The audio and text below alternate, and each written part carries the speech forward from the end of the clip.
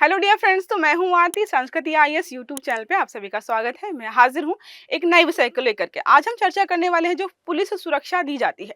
हमने कई बार पढ़ा है कि पुलिस सुरक्षा जो है किसी व्यक्ति को खतरा होने की स्थिति में दी जाती है, या फिर कोई व्यक्ति जो अच्छे खासे पद पर है उसको सुरक्षा प्रदान करने के लिए दी जाती है। लेकिन हमने ये कभी नहीं पढ़ा है कि किसी के पास पैसे हैं तो वो जो है मंथली सैलरी पर जो है किसी पुलिस कर्मी को अपने यहाँ पर सुरक्षा में रख सकता है, जबकि उसको जरूरत ही नहीं है।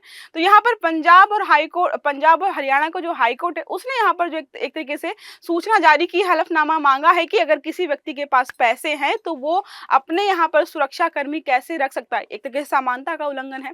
मतलब जो है एक गांव मान लीजिए, कस्बा मान लीजिए, वहां पर जो है 10 लोगों के घर बने हुए हैं, उसमें 5 अमीर है, 5 गरीब है, तो 5 में से 2 लोग अगर पुलिस कर्मियों को अपने यहाँ पर सुरक्षा में रखें जबकि जरूरत उनको कुछ नहीं है, तो बाकी लोग जो है थोड़ा सा उनसे डरे सहमे, या एक तरीके से समानता का उल्लंघन होगा। इसलिए यहाँ पर हम पढ़ने वाले हैं कि पुलिस सुरक्षा कब कब किन व्यक्तियों को दी जाती है, किस प्रकार की यहाँ पर सुरक्षा प्रदान की जाती है भारतीयों को। हम यहाँ पे सारे प्रावधानों को समझने वाले। देखिए क्या लिखा है, भुगतान पर पुलिस सुरक्षा देना अनुचित है, पंजाब हाई कोर्ट ने यहाँ पर जो है इस आर्टिकल के माध्यम से हम समझने वाले हैं कि यहाँ पर क्या क्या बोला गया। हाल ही में पंजाब हरियाणा उच्च न्यायालय ने पुलिस सुरक्षा नीति की आलोचना की है। आलोचना क्यों की है? तो पंजाब हरियाणा यहाँ पर एक मामला था, एक व्यक्ति दूसरे व्यक्ति को परेशान कर रहा था, भूमि का मामला था। फिर उस व्यक्ति ने यह भी बताया कि भाई सामने वाले व्यक्ति ने पुलिसकर्मी रखा हुआ है, 12,000 मंथली सैलरी दे रहे हैं, इनको कोई खतरा नहीं है, लेकिन इन्होंने अपने यहाँ पर पुलिस सुरक्षा कर्मी को रखा हुआ है। जब ये मामला हाईकोर्ट में गया तो उन्होंने बोला कि कैसे ये तो अनुचित है, अवैध है, ऐसे किसी व्यक्ति को आप जो है पैसे के आधार पर सुरक्षा नहीं प्रदान कर सकते जब तक बहुत ज्यादा जरूरी नहीं कि इस व्यक्ति को जान का खतरा है, या फिर जो है मामला कोई चल रहा था, पुलिस खुद बोले कि हम जो है इसको सुरक्षा देना चाहते हैं। जैसे आपने कई मामलों में देखा होगा कि पुलिस जो है गार्ड्स वगैरह आपके घर पे लगते हैं अगर आपकी जान को खतरा होता है। देखिए क्या लिखा है, इसमें याचिकाकर्ता ने आरोप लगाया है कि इंद्रजीत नामक व्यक्ति ने उसे पहले भूखंड के मामले में यहाँ पर परेशान किया है, साथ में लुधियाना पुलिस द्वारा इनको सुरक्षा भी प्रदान की जा रही है। 12,000 मंथली जो है यहाँ पर दिया जा रहा है, गनमैन मुहैया कराएगा बिना किसी कारण के। मतलब जो है बस, मतलब शायद हो सकता है क्या बोलते हैं उसको, नंबर बढ़ाने के लिए, जैसे आजकल बोलते हैं ना, नंबर बढ़ाने के लिए, या फिर अपना एक तरीके से दबदबा बनाने के लिए जो है व्यक्ति ने क्या किया, पुलिसकर्मी को अपने यहाँ पर जो है नौकरी में रखा। अब सोचो कैसे बोलता होगा, अरे मेरे यहाँ तो पुलिस वाला बाहर खड़ा। एक तो पुलिस की भी यहाँ पर अवहेलना हो रही है कि बिना किसी वजह की किसी पुलिसकर्मी को जो है आपने वहाँ पे खड़ा कर रखा है, और उसको सैलरी, मतलब अपनी सैलरी तो ले ही रहा होगा, सरकार जो दे रही है उसके अलावा भी वो एक्स्ट्रा पेमेंट वहाँ पर पाते हैं। तो यहाँ पर विचार करने वाली बात है कि इससे क्या क्या समस्याएं होंगी। अब जो हमारे न्यायमूर्ति हरप्रीत सिंह बराड़ है, उन्होंने टिप्पणी क्या की है इस मामले में, तो उन्होंने बोला है आर्थिक रूप से संपन्न व्यक्तियों को केवल उनके खर्चे की क्षमता के आधार पर पुलिस सुरक्षा प्रदान कराना जो एक तरीके से अनुचित है, और यहाँ पर 2 स्तरीय न्याय प्रणाली यहाँ पर बनती है। पहला क्या है कि आपके पास पैसे हैं तो आप किसी व्यक्ति को अपने यहाँ पर रख रहे हो, आप प्राइवेट जो है किसी कंपनी से, जो भी सुरक्षा प्रदान करने वाली कंपनी है, उनसे आप जो है ब्लैक यूनिफॉर्म वाले जो है एक तरीके से गार्ड्स जो होते हैं, बाउंसर जिनको आप बोलते हो, वो रख लो, कोई समस्या नहीं है। लेकिन किसी सरकारी कर्मचारी को अपने यहाँ पर इस तरीके से रखना गलत यहाँ पर बताया गया है। समानता का उल्लंघन किया जा रहा है, सभी व्यक्ति समान है, और आर्थिक पैसे के आधार पर आप किसी के साथ भेदभाव नहीं करेंगे। हम ये लगातार संविधान में पढ़ते आ रहे हैं। तो यहाँ पे क्या हो रहा है कि पैसे ज्यादा है तो उसने अपनी सुरक्षा के लिए पुलिसकर्मी को रख लिया। न्याय की सार्वभौमिकता पर यहाँ पर प्रभाव पड़ेगा, क्योंकि हमें पता है कि जो पुलिस है उसका रवैया, न्याय प्रदान करने का, काम करने का तरीका सबके लिए बराबर होता है। ऐसा तो है नहीं कि अमीर व्यक्ति है उसकी ज्यादा सुनेगा, उसके मामले जल्दी निपटाए जाएंगे, कोई गरीब व्यक्ति है उसकी यहाँ पर नहीं सुनी जाएगी। तो यहाँ पर क्या हो रहा है कि ये हमने न्याय व्यवस्था जो बनाई है उसकी सार्वभौमिकता पर भी प्रभाव पड़ रहा है। इसके अलावा पुलिस महानिदेशक से यहाँ पर हाईकोर्ट ने हलफनामा मांगा है कि आपने किन किन आधारों पर, किस आधार पर आपने इस व्यक्ति को सुरक्षा प्रदान की है, जबकि हमारे नियम कानून कुछ और कहते हैं। उनको हम पढ़ेंगे लास्ट में कि किसी व्यक्ति को सुरक्षा किन किन आधारों पर दी जाती है, क्या शुल्क के आधार पर भी सुरक्षा दी जाती है या नहीं। तो लिखा, न्यायालय ने पंजाब के पुलिस महानिदेशक से निजी नागरिकों की सुरक्षा के लिए विस्तृत यहाँ पर नीति पर तरीके से जानकारी मांगी है कि आपने जो है ये कैसे और क्यों अनुमति दी है इसकी। अब बात करें अगर सुरक्षा प्रदान करने की प्रक्रिया क्या होती है, तो बहुत सारे तरीके हैं सुरक्षा प्रदान करने के। आपका राज्य सरकार भी वहाँ पर जो है, केंद्र सरकार भी सम्मिलित होती है, उसके अलावा फिर पुलिस विभाग से जो है वहाँ पर संपर्क बनाया जाता है। बहुत लंबा प्रोसेस है, किसी व्यक्ति को ऐसे ही सुरक्षा प्रदान नहीं की जाती है। कुछ दिन पहले जो है दलाई लामा की जेड प्लस सिक्योरिटी को लेकर चर्चा की थी हमने, आर्टिकल भी पढ़ा है। आई होप आपने उसमें जो है सारी चीज़ें पढ़ी होंगी। मैंने बताया था कि Z plus security, Z security, X Y, Y plus security क्या-क्या होती है, ठीक है? तो यहाँ पर न्यायालय ने यह भी निर्देश दिया है कि पुलिस कर्मियों की तैनाती और सुरक्षा नीति से संबंधित मानक संचालन प्रक्रिया और अन्य जरूरी पहलुओं का विवरण हलफनामों में यहाँ पर शामिल करना है। 25 मार्च को यहाँ पर सुनवाई होगी, जिसमें इनको बताना होगा कि इन्होंने किस प्रक्रिया का पालन करते हुए उस व्यक्ति को जो है पुलिस गार्ड जो है मुहैया कराया है। अब बात करें यहाँ पर जो है उपलब्ध कराने की प्रक्रिया क्या है, क्या क्या होता है। पुलिस द्वारा सुरक्षा उपलब्ध कराने की प्रक्रिया कई कारकों पर निर्भर करती है। अगर किसी व्यक्ति को गंभीर खतरा है, व्यक्ति की सामाजिक स्थिति ऐसी है कि उसके पास जो है पुलिसकर्मी रहना चाहिए, या फिर जो है और कोई अन्य कारण है कि यहाँ पर जो है सुरक्षा देना बहुत जरूरी हो जाता है, तो आप जो है सुरक्षा का अनुरोध कर सकते हैं कि भाई हमें जो है सिक्योरिटी चाहिए पुलिस की। उसके बाद जो क्या होता है, अगर आप खुद अनुरोध करके किसी व्यक्ति को, मतलब अगर आपको खतरा है, सच में खतरा है और आप जो है बहुत ज्यादा प्रतिष्ठित पद पर हैं, तो आप अपने यहाँ पर जो है सुरक्षा गार्ड रख सकते हैं, आवेदन कर सकते हैं हमलावरों से खुद को बचाने के लिए, ठीक है। अब खतरे का आकलन किया जाता है कि हाँ, हम ऐसा नहीं कि आपने आवेदन किया और आपको पुलिस दे दी गई, नहीं, खतरे का आकलन किया जाता है कि भाई इस व्यक्ति को सच में क्या खतरा है, क्या इस पर पहले कोई हमला हुआ है, या जो है अगर इसको सुरक्षा मुहैया नहीं कराते हैं तो इस पर हमला होगा या इसकी जान जाने की संभावना है। सबका आकलन किया जाता है, फिर वहां पर जो है सुरक्षा कर्मी प्रोवाइड किए जाते हैं। सुरक्षा प्रदान करने की मंजूरी जो है खतरा अगर बहुत गंभीर है तभी मिलता है।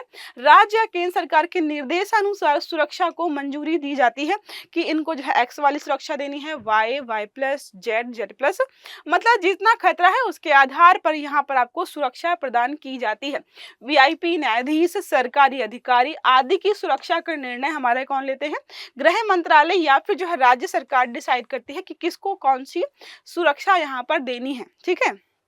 हमें पता है जितने भी हमारे बड़े पदों पर व्यक्ति होते हैं उनको सुरक्षा दी जाती है। सुरक्षा बल की तैनाती यहाँ पर क्या है, तो अगर आप नॉर्मल पुलिस वगैरह को अपने आप पे सुरक्षा पे रखते हो तो थोड़ा सा कॉस्ट वगैरह कम लगता है, लेकिन अगर आप सीआरपीएफ, सीआईएसएफ, एनएसजी को सुरक्षा के लिए अपने आप पे रखते हैं तो जो है व्यक्ति को जो है बहुत ज्यादा खर्चा वहन करना पड़ता है।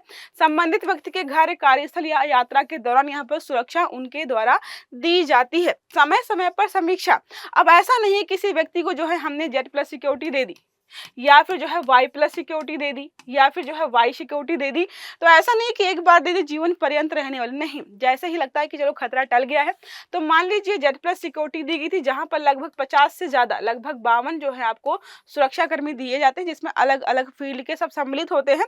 तो लगा कि अब जो है खतरा थोड़ा टल गया है, तो किस में शिफ्ट कर जाएंगे, वाई में या फिर जो है वाई प्लस में, थोड़े से सुरक्षा कर्मी जो है कम हो जाएंगे। यहाँ पर जो है समय के साथ जो है चीजें देखी जाती हैं और हटा ली जाती हैं।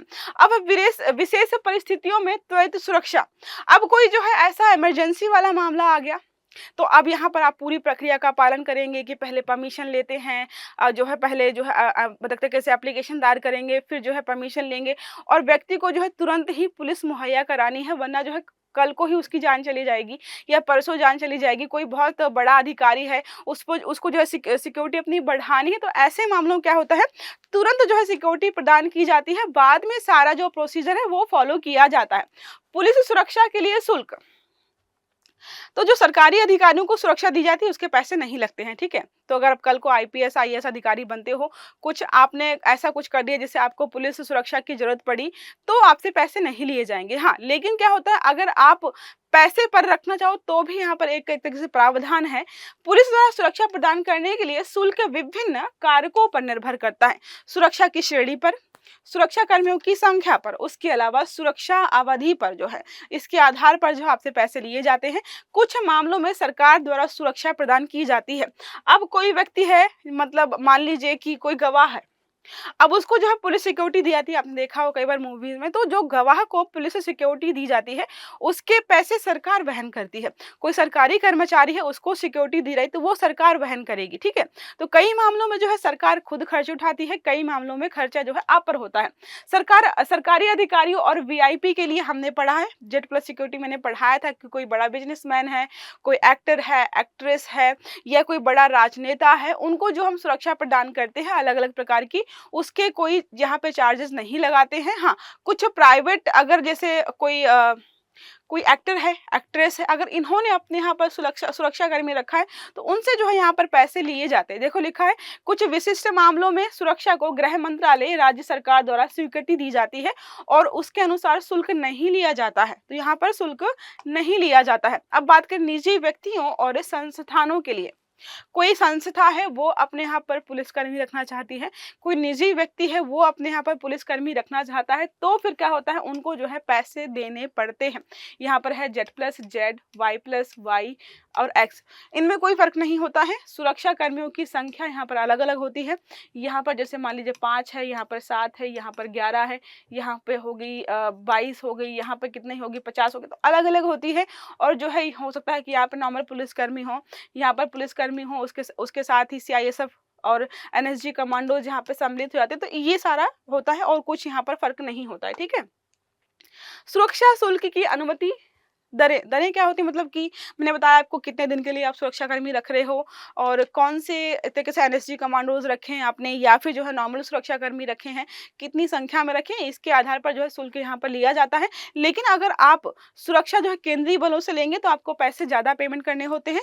सुरक्षा बलों के जो मंथली सैलरी आप डिसाइड करते हो उसके अलावा भी कुछ खर्च यहाँ पर होता है। आपके घर पर आसपास जहाँ पर भी आप हैं रहेगा, तो जो है उसके रहने खाने और जो उसको जो भी गन्स वगैरह चाहिए, उसमें जो भी इक्विपमेंट्स लगेंगे, ये सारा खर्चा जो है आपको उठाना पड़ता है। जैसे क्या लिखा है, वाहन का खर्चा, हथियार, लॉजिंग एंड फूडिंग, ये सब जो है आप पर ही लागू होता है, ये आपको ही वहन करना पड़ता है। विशेष परिस्थितियों में छूट, मैंने बताया आपको आतंकी हमले या गंभीर खतरे अगर हैं तो वहां पर शुल्क नहीं लिया जाता है।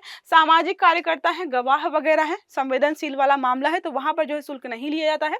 अस्थायी या विशेष कार्यक्रमों के लिए जो सुरक्षा दी जाती है कि 1 दिन 2 दिन के लिए कोई फिल्म की शूटिंग हो रही, कोई प्रोग्राम हो रहा है, वहां पर पुलिसकर्मियों को लगा दिया किसी व्यक्ति विशेष के लिए, तो वहां पर कोई शुल्क नहीं लिया जाता है, ठीक है। जब तक आप परमानेंट एग्रीमेंट के माध्यम से किसी व्यक्ति को अपने यहाँ पर नहीं अपॉइंट करते हैं तब तक पैसे नहीं लगते हैं। जो है सुरक्षा शुल्क भुगतान की प्रक्रिया क्या है, तो इच्छुक व्यक्ति को स्थानीय पुलिस या गृह मंत्रालय से संपर्क करना होता है, जांच वगैरह की जाती है, उसके बाद जो है शुल्क डिसाइड होता है। मासिक, तिमाही या वार्षिक के आधार पर जो है शुल्क यहाँ पर लिया जाता है। जैसा कि हमने पढ़ा कि इंद्रजीत जो है वो कितने पेमेंट कर रहे थे, 12,000 पर मंथ वहां पर पेमेंट की जा रही थी। लेकिन गलत क्यों हो गया, क्योंकि ना उसको कोई खतरा है, सामाजिक खतरा है, ना कोई उस पर हमला करने वाला है, बस उन्होंने जो है शोशाबाजी में जो है अपने यहाँ पर पुलिसकर्मी को सुरक्षा के लिए तैनात किया है, इसलिए यहाँ पर सवाल उठाए जा रहे हैं। एक प्रश्न हमारा इसी संबंधित है, पंजाब एवं हरियाणा उच्च न्यायालय के लिए न्यायालय ने किस बात के लिए राज्य की सुरक्षा नीति की आलोचना की है। पहला है सार्वजनिक सुरक्षा की कमी है, केवल भुगतान करने पर पुलिस सुरक्षा प्रदान करना, तीसरा है पुलिस कर्मियों की संख्या, चौथा है पुलिस नीति में सुधार की आवश्यकता है।